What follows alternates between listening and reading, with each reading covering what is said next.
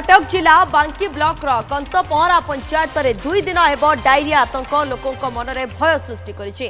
कंतपहरा पंचायत घोड़पुर गाँव में 26 जन डायरिया आक्रांत होती। 8गड़ मेडिकल में 5 जन भर्ती होते।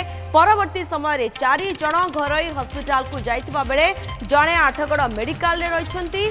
सुवर्णपुर गोष्ठी स्वास्थ्य केन्द्र अधिकारी माने घोड़पुर गाँव में पहुंची समस्त स्थिति अनुध्यान कर पानीय जल जोगाण विभाग पक्षर समस्त नलकूप और जलाशयर पानी परीक्षा करा जायछि।